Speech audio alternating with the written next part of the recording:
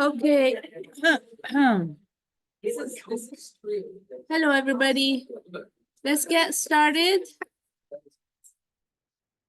I hope you had a great weekend and ready to dive into chromatography again. We didn't go very far last time, but let's just try to remember a little bit about chromatography. Can you define it? How would you define chromatography? In one word. Separation. So chromatography is used to separate constituents within a particular matrix. If we don't get separation, we cannot do any of those three: identification, or first detection, identification, quantification. So once compounds are separated and go to a detector, we can detect them, potentially, depending on the detector. We can identify them. We have standards, or if we have a database. And potentially, we can quantify them. If they don't get separated, we can't do any of them. So chromatography is the initial step that we do to separate constituents in a complex matrix in order for us to detect, identify, quantify. Okay. Easy. All right. What are some applications we talked about last time? You remember any application of the use of chromatography in food analysis? Yes, Tina?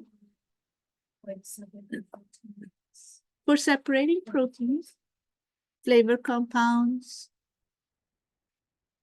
fat analysis, Kristen? He took it from you. You can say any constituents and it will be correct. Okay. Carbohydrates, perfect. Okay. Antioxidants, Alicia. Contaminants and impurities, vitamins, organic acids, the list, any constituents. Yes, Jordan, huh? Say, detect what? An allergen, which often the allergen is a protein. Yes, definitely. So you name it, you can analyze it by chromatography. Okay.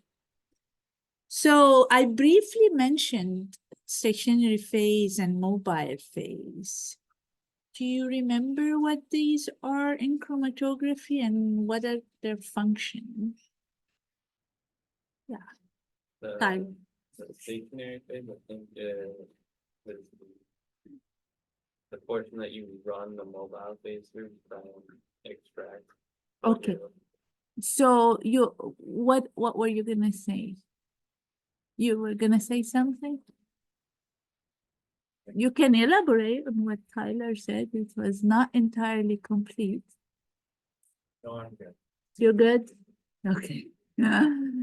Anybody else would like to? Yes, Rob? Stationary phase is used to slow down the components as their mobile phase moves them through. Slow them down, and what else? Separate them. Yeah. Okay. So the stationary phase is the phase where the constituents are going to interact, get slowed down, and separate. Okay. The mobile phase is what carries the constituents to the stationary phase and then also propel them out of the stationary phase. So the mobile phase, basically, you change the characteristics of the mobile phase. You can change it over time or not, but it really moves things through the stationary phase that allows them to get to the detector. If we don't have a mobile phase, or if we use a mobile phase just to, if you inject and use mobile phase just to let the constituents interact, and then you don't use it effectively, then the constituents will stay on your stationary phase forever or for a very long time. So we want them to get to the detector at some point to finish the analysis. So both phases are really important in chromatography. We briefly talked about extraction. Do you remember what it is and what it could be used for in food analysis? In your simple terms, simple words. Extraction. Get something out of something. So we extract constituents from a complex matrix. How do we use extraction for the analysis? Or what do we use it for? Ideally, extracting your sample, you pull everything out that you're looking for 100% and leave things you don't want behind. Yeah, so you can do that for extraction of a particular constituents that you want to analyze and get rid of complex constituents that you don't need.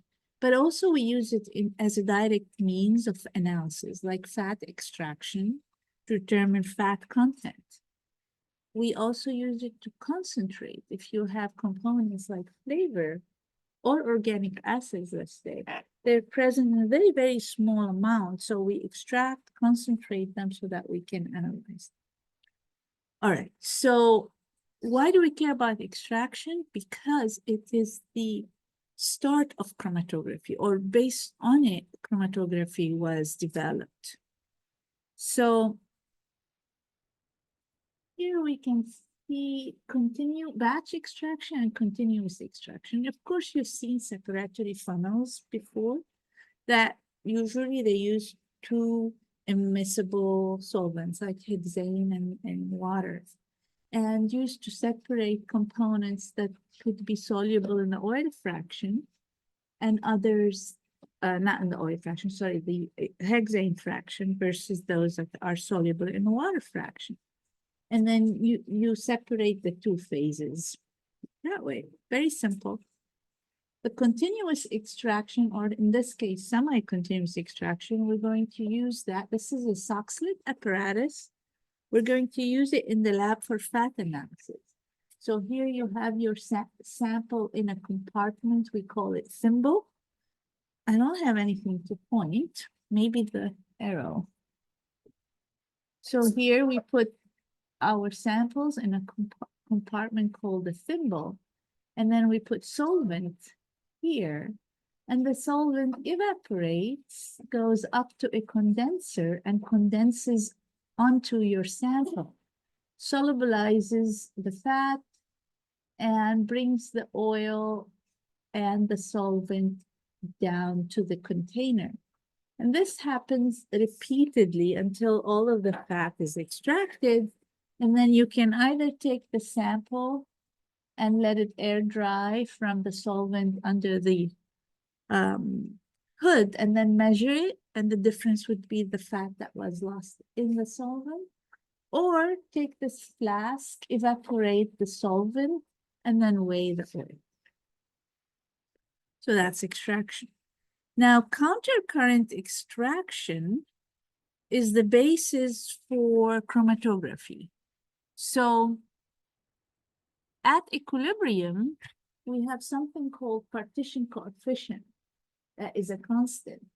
And it's the relationship between the concentration of solute in phase 1 over the concentration of solute in phase 2. Phase 1 usually is your mobile phase, and phase 2 is your stationary phase. So if I have solutes A and B, two components, I want to separate them, they're in a mixture, I want to separate them and then analyze them. So I look at the partition coefficient of A and B and figure out a way to separate them using a mobile phase and a stationary phase. Now, countercurrent extraction really is a very old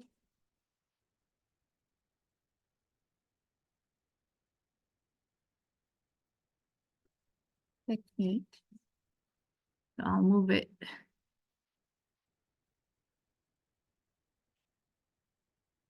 Thought I had it open somewhere. Am I not having internet access? You guys have internet access?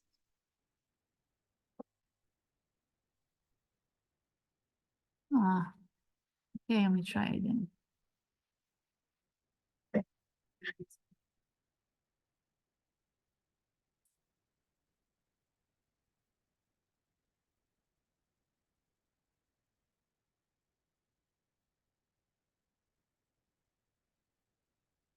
Oh. It's not opening. That's so sad.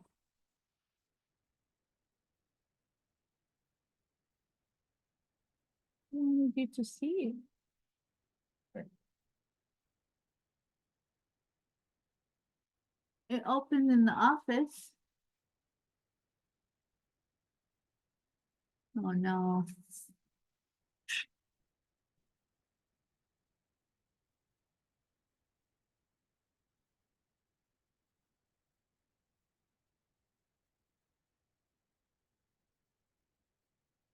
If you open the slides in PDF, do you think you can access it? No.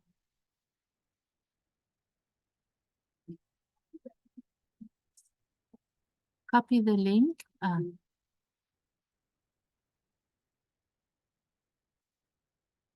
Connection. Find out. Okay.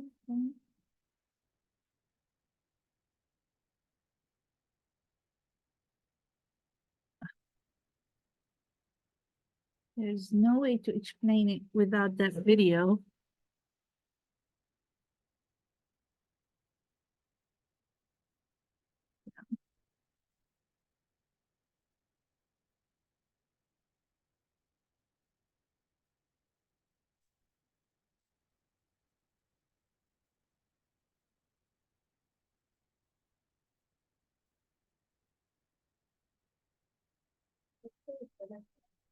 What's that?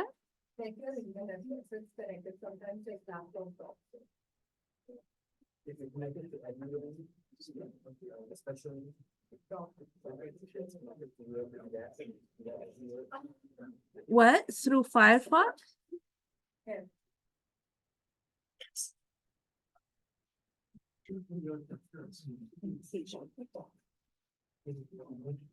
This, I was saying sometime it just I am what is connected. connecting. Like Google opening.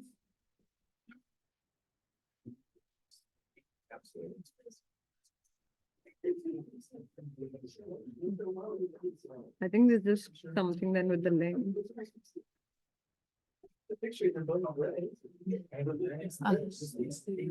It was open before. Huh? Yeah, in my office. You tried as well?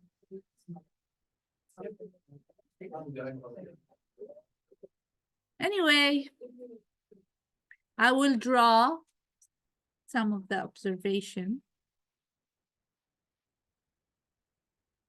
All right.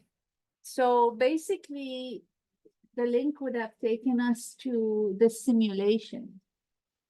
And what you have there is A and B. And A has a 0.5 partition coefficient, and B has 3.5 partition coefficient. If you look back at the partition coefficient and tell me A or B would like more the stationary phase, just by looking at 0.5 and 3.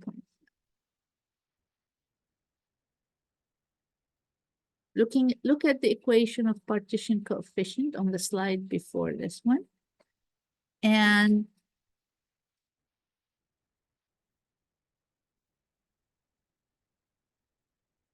why do I have the link twice here? Again? No. Yeah, come on. Tell me, 0.5, it's a ratio of distribution in phase A and phase B. So which one would like to stay more on the stationary phase? Wait, big question. Thought I had it. It's Okay, 0.5. let me write it Wait, down. The simulation would have been so easy to write that message. I'm so, K 0.5 is what you're saying? huh? K is 0.5, correct? Yeah, Alright, so solute B would be the, the. so in these cubes, we have a stationary phase that doesn't move.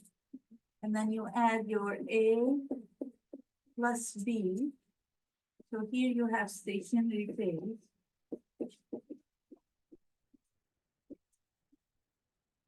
And then here you have you add A plus B in the mobile phase.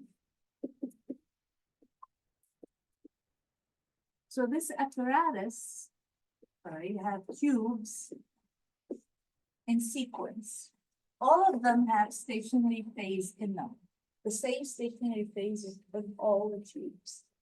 Okay, and then you add your A plus B into the first cube, and you add the mobile phase, and then this whole apparatus can shake. So once you add your A and B and you shake, the A and B will be distributed between the stationary phase and the mobile phase. So you have an equilibrium happening in each tube. So the first tube, after you shake, you get to an equilibrium. So, and then after you shake, you bring whatever is mobile phase in tube 1 into tube 2. And the process continues. What happens? A lingers on more in here, and B mostly moves along faster. Okay, because the partition coefficient, which is partitioning between mobile phase and stationary phase, for A, it's 0.5. For B, it's 3.5.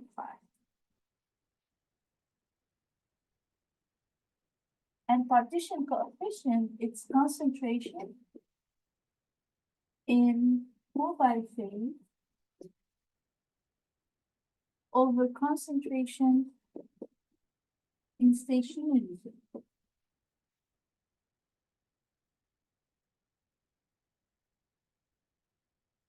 So this means 0.5, you have more concentration in stationary phase than in mobile phase, whereas B, the concentration in the mobile phase is greater than the concentration in the stationary phase. So gradually, they will get separated. So we see peaks that come out in the detector with B first, then A. Because A is delayed. Every time you have an equilibrium cycle in this apparatus, B moves faster and A is lingered behind. So the simulation, try on your computer, come home, copy and paste this in your browser and see if it works. And then you would hit the simulation button of start, extract and transfer. It will show you how A lingers behind and B moves forward. And that's what it is. So I don't know why it doesn't work. It's a really cool demonstration. And this is the origin of something called partition chromatography. That's the origin of partition chromatography. So in partition chromatography, both phases are liquid. So your molecule or your components are separating between two liquid phases. So, or partitioning between two liquid phases. So this extraction tubes, these extraction tubes simulate partition chromatography. And in every tube, after a shaking cycle, you get equilibrium. So every tube, you have an equilibrium and you have an application of the partition coefficient between the stationary phase and the mobile phase. I can talk till tomorrow, but nothing like seeing it. Anyway. Just want to know how it actually. Yeah, I mean, I can explain as much as I can, but then without seeing how it shakes and transfer, you won't be able to visualize what I'm talking about. But trust me that it is the basis of partition chromatography, and they separate based on the liking of the two different phases. One likes the stationary phase better, one likes the mobile phase better. And the stationary phase and the mobile phase differ in their constitution that allows A to like the stationary phase better than the mobile phase. Yes, go ahead, Mom. Yes, they're both liquid, and the stationary phase stays in each of these tubes. And the mobile phase, every time you shake, you get to an equilibrium, and then the mobile phase gets dispensed into the second tube, the third tube, the fourth tube. So the second, third, fourth, fifth, etc. does not have the mobile phase yet. It only has the stationary phase. You put the mobile phase and the constituents in the first tube, and you shake, and you reach equilibrium. Then you transfer the mobile phase. In liquid chromatography, most commonly, you would have a column in it, the stationary phase, and a mobile phase goes through. So this is the basis of partition chromatography. For this liquid partition, does the bottom stationary phase need to be more dense as a liquid than the mobile phase? That's a good question, but yeah, I assume so, that when you transfer, you're not transferring the stationary phase. Good. Yeah, that makes sense. Okay. All right. So sad.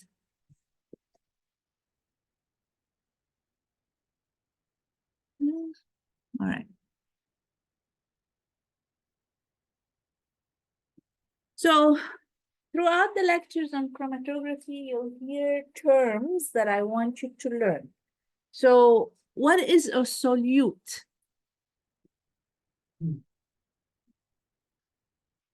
Yes, the components that are soluble, you want them to be soluble in your mobile phase.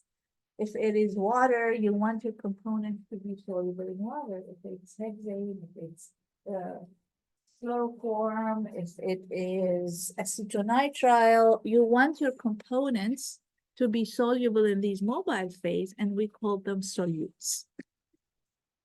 Soluble components that you will separate using chromatography. Stationary phase can be liquid, and like this example, or can be solid that is packed into a column. So the stationary phase, from its word meaning, it's stationary, it doesn't move. And then the mobile phase is the phase, or it's either liquid or gas. It will carry the solutes, allow them to interact with your stationary phase, and then propel them to move and reach the detector. So the mobile phase can be gas, can be liquid, or supercritical fluid, such as CO2 above the temperature and pressure, ambient temperature and pressure. So CO2 becomes a liquid under supercritical conditions. And then we have a series of equilibrium. Like in this example, you have an equilibrium happening. Every time you shake and let it settle, you have an equilibrium, you reach an equilibrium in each of these tubes. And in chromatography, like column chromatography, we will talk about that later. you have segments, imaginary segments that you get equilibrium in each of these segments. Number of theoretical plates, if you remember that, we're gonna come to it later on. So there will be a series of equilibrium happening as the solute is going through, as you have a mobile phase going. Eluent is whatever leaving the column. So here you have eluent coming off the column to the detector.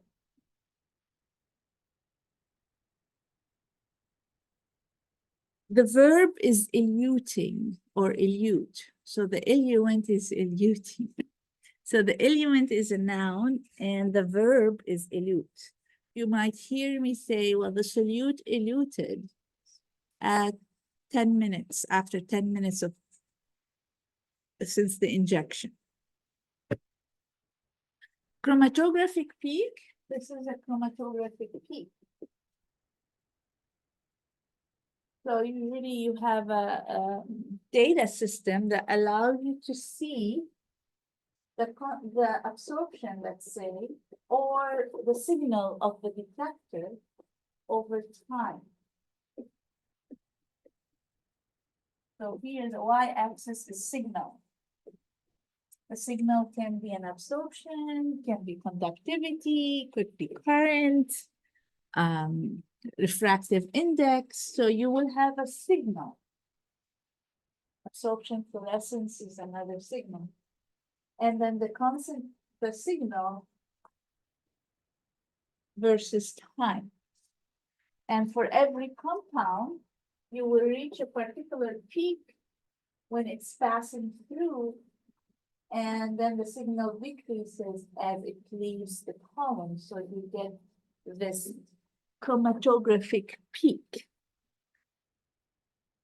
So it starts when it reaches the detector, and more of it comes through the detector, and you get signal until you get a peak, the highest concentration. And as it leaves the column, the signal goes down to the baseline, and that was your first compound leaving the column or the stationary phase, and that is what is called chromatographic peak. Any questions? Yes. Talking about chromatographic peak, you talked about this signal at this time. Yeah, so the combination of signals over time. Yeah. And the signal, it depends on the detector that you have. All right, so yes, Tali. Could you say that eluent eluted with the solute, or is that? The solute is in the eluent. The solute is in the eluent that has a mobile phase eluting with the solute in it. Yes, Jeff. Easy. Practice, say solute in the eluent eluting from the column. Is like the total solution leaving. Leaving, But yes. then, And in it is the solute. Yeah, Not necessarily. yeah, the solute eluting with the eluent. There's a lot of words, I know, word salad. exactly. You'll get used to it as we go over chromatography. You'll hear me say them multiple times. Okay. All right. So like we said, chromatography is a separation technique used a lot in food analysis. So after we learn chromatography and spectroscopy, we start learning analysis of particular constituents. So you'll see chromatographic detection or separation to detect constituents is very, very common in the coming chapters. So when it is two liquid phases, then we call it partition coefficient. When it is solid and liquid, it's distributing of the solute between a mobile phase and a stationary phase. Okay? And that's the same coefficient, which is concentration of mobile phase over concentration of stationary phase at a particular equilibrium. So when you reach equilibrium, that's why I want you to see those shaking tubes. In the end of every cycle of shaking, you get to an equilibrium. Okay. There are 3 types of chromatography. So in a quiz or exam, if I give you a situation and ask what type of chromatography, I'm looking for an answer that says gas chromatography, liquid chromatography. I rarely ask about supercritical. So usually the question is, do we do gas chromatography or liquid chromatography? And why? All right, so type of chromatography. Then we have planar chromatography and column chromatography. Planar chromatography paper, who had done paper chromatography before? Where, in which class? Organic Chem Lab. So those of you that haven't done Organic Chem Lab yet, haven't seen it. And what did you separate, amino acids or colors? Do you remember?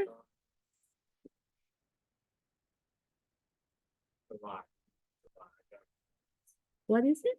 When I took out chem lab, we did TLC with half the experiments. Yeah, Okay, we did some, we did one color. dye, you said, huh? Some was with UV, Uh-huh, some with okay. I thought you were telling me this was a lie. I'm like, what? Oh, no. What did you lie to me? No, a dye. Okay, got it. All right. And thin layer chromatography is a planar chromatography, better resolution than paper chromatography, and it's used for screening. If let's say you have pesticides, you just want to screen for group of pesticide, or you want to look at the different lipids that you have. Monoacylglycerol, diacylglycerol. Kendall, did you take experimental nutrition or not yet? Next semester. So you will be using thin layer chromatography to separate different types of lipids. But the most common that you will see is column chromatography. Gas chromatography and liquid chromatography, most applications are column chromatography. And I'll bring in some columns next time. So you will have a column, you have stationary phase packed in that column, and you run the mobile phase through the column, usually with a pump. And when you hear the word gas chromatography, that means the mobile phase is gas. When you hear liquid chromatography, then the mobile phase is liquid.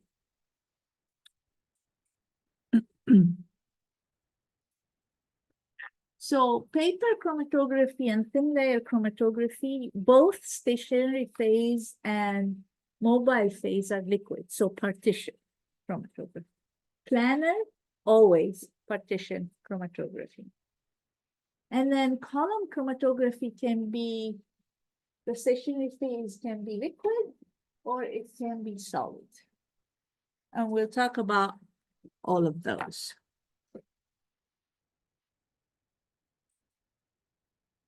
So now when I say mode of separation, not just type of chromatography, then I would say mode of separation. So what's the basis of separation? Size exclusion, separation based on the size, only on the size. Partition liquid chromatography based on their affinity to different liquids, their solubility in different liquids. Adsorption chromatography is based on adsorptive interactions between a solid and your constituent.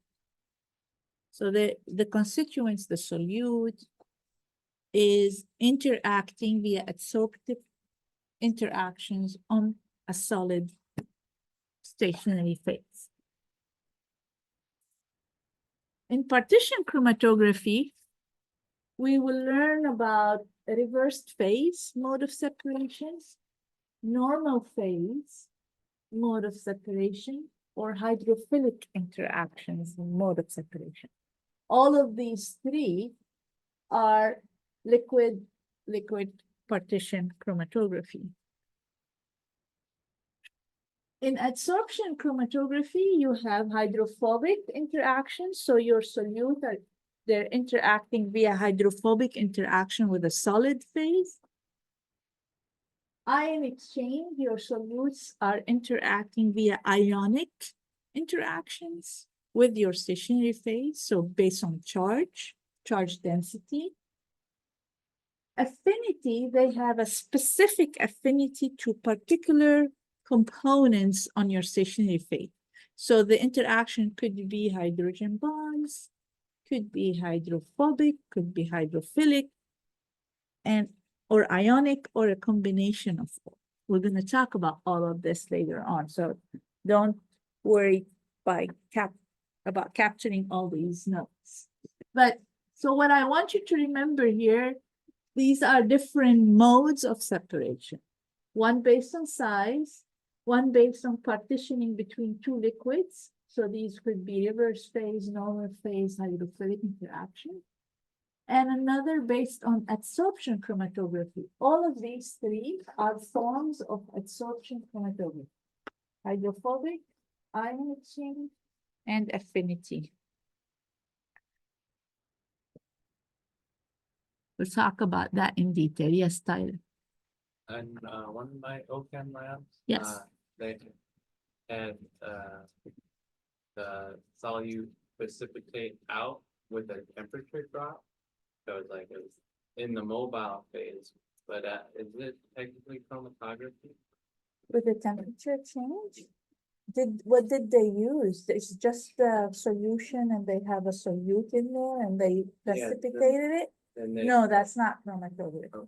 Yeah, that's kind of a form of extraction. Oh. They use temperature to extract it out of the solution, to bring it out of solution. You do that in proteins. You heat up to a certain temperature, proteins polymerize and precipitate.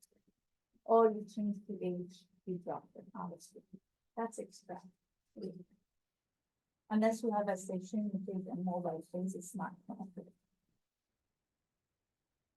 Okay.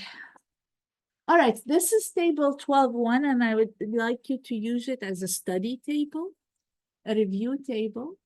It shows you the different chromatographic methods that we have. Gas liquid chromatography, that means the mobile phase is gas, and then the stationary phase is liquid. Gas solid chromatography, or stationary phase is solid, and then it goes down as well. It tells you what the mobile phase is, stationary phase, and retention on the stationary phase. So when we say retention, that's another, you know, how we said we delay the components and separate them. So the stationary phase retains your solutes, your components, and delay them. And based on their interactions, different solutes separate. So that's what we say retention. And also you hear the term later on, retention time. How long the compound stayed in your stationary phase before it left and reached the detector. Okay, so retention, so that means another word for interaction to delay the compounds, can be via molecular weight or size, polarity, boiling point is important in gas liquid chromatography and gas solid chromatography, and then all of the others as well. We will study each one of them. This is kind of a summary table. I have just one slide on gas chromatography, and Gary's going to spend 2 lectures talking about it. I'll just introduce it. So most new techniques,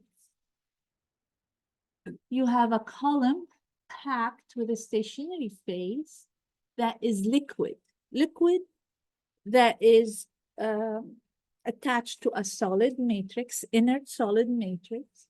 and your compounds are interacting with that liquid phase. And a gas, a carrier gas, is carrying your constituent.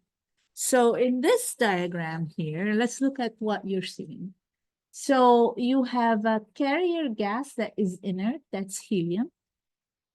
And then here, that carrier gas goes through an injector onto a column. And in this area here, a sample in the gaseous form get injected. So it gets injected and carried by helium into a column in a chamber. We call it an oven because you raise the temperature to the boiling point of the constituents. And the constituents will interact with the stationary phase based on the molecular weight, polarity, boiling point. So they get separated and then they get to a detector.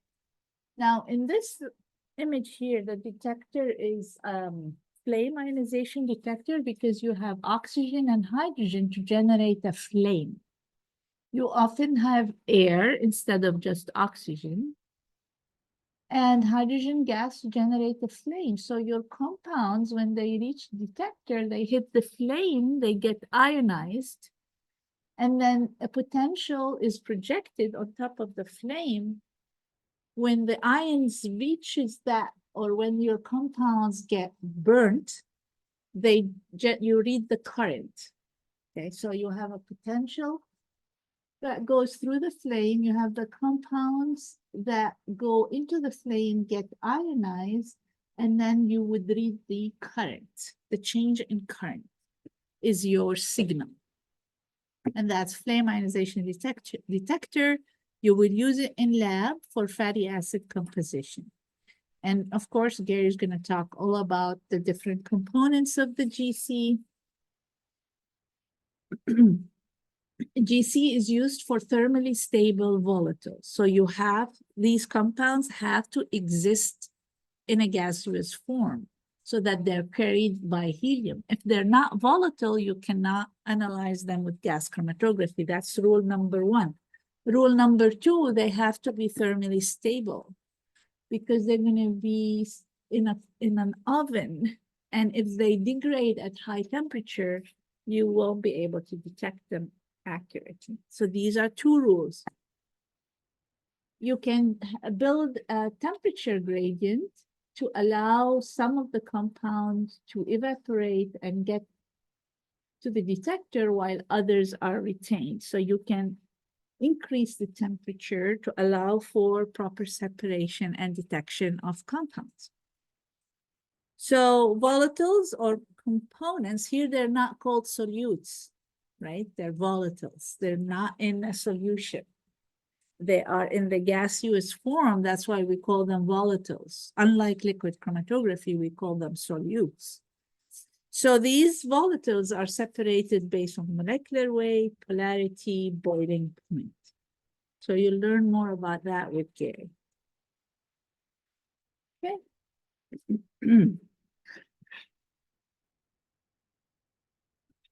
So most of the remaining of my part of chromatography is going to involve liquid chromatography. So I'll briefly go over paper chromatography. Here you use mostly cellulose paper. And the cellulose paper acts as your support, not the stationary phase, a support for the stationary phase. Your stationary phase will be liquid, oftentimes is water. So you wet your cellulose paper with water, then water becomes your stationary phase. So what you do is you mark about an inch or a centimeter from the bottom, and then you add your molecular or standards. You add a dot for your standards, and then you have your samples that you number 1, 2, 3, and you try to space them at least an inch apart. And then maturation chamber is what you use, and in it is an immiscible solvent. That means does not mix with water. Okay, immiscible in water. So your stationary phase now is water, and then the mobile phase can be Higgsate, for example, doesn't mix with water. And you put them in the maturation chamber, and your molecules constituents separate over time. Okay, so we can use them to separate amino acids, for example, and you spray with ninhydrin, you have colors, you can see them. Or you can visualize sugar molecules, glucose and sucrose by autoradiography. Or you can have different, like spray with H2SO4, and then the compounds, the organic compounds will burn, and then you would just visualize them by the burning site.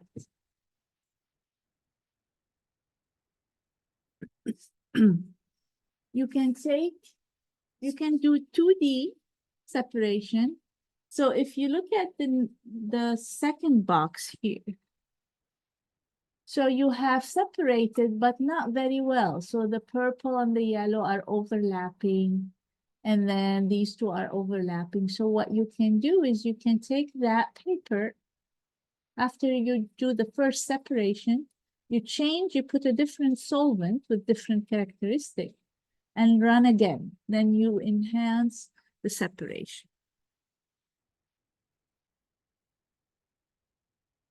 So in paper chromatography, what you do is you take the distance from the bottom where you had the spots to the center of a spot, and this is the RF, the characteristic to relative mobility. So distance moved by the component to the distance moved by solvent. So to the top, when you stop, you measure the distance of the solvent. You will see clearly where the solvent stops. So you take the distance, relative distance. They are supposed to be constant, but they are impacted by the thickness of the paper, the humidity in the chamber, and temperature, and a lot of other variables. So that's why when you're comparing samples, you want to compare them all together on the same paper under the same conditions.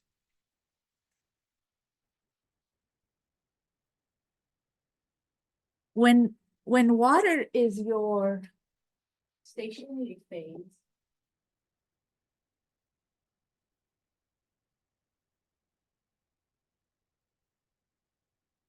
this is called normal phase. The only reason why it's called normal phase, it was done first.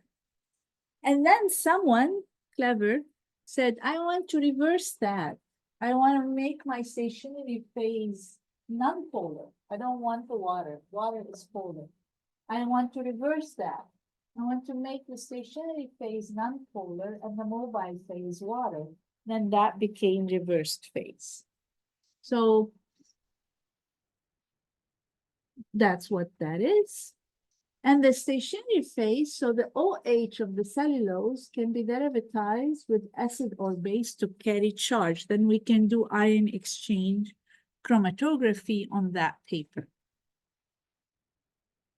Okay, so before I let you go, just this 1 minute.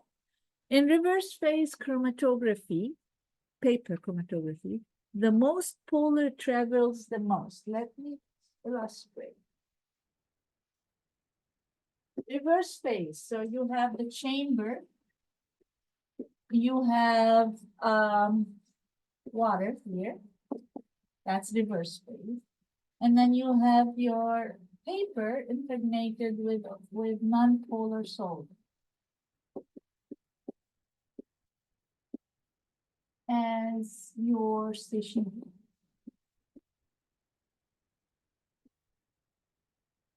And then you spotted your samples, and then here and here. This is A, this is B constituents. And then this is the solvent front. So from here to here is the distance to the solvent front, and from here to here is the of the distance to the compound. So now I'm saying in reverse phase, the most polar travel the most, the least polar travels the most. RF value of the polar compounds will be higher than the less polar one. Think about it. So A, what happens is the most polar travels the most, exactly. Because A likes the water. So this light does not like the non-polar solvent. So A moves, if it's polar, it will move the most with water. B will be less polar. Will like to interact more with the nonpolar stationary phase. Polar compound will be higher than the less polar compound. So why not C too? So A and C, right? Yeah, because it travels more the distance. So this over this will be greater than this over this, right? Okay. All right, thank you guys. I'll see you on Wednesday. Math problems. Huh? Math problems.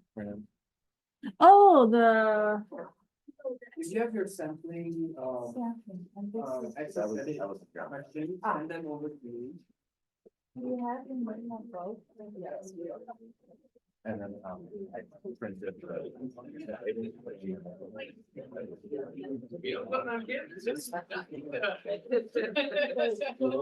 did. Oh, okay. Yeah. Yeah, it's fine. And then you can- I thought I told you today, right? Oh, that was right.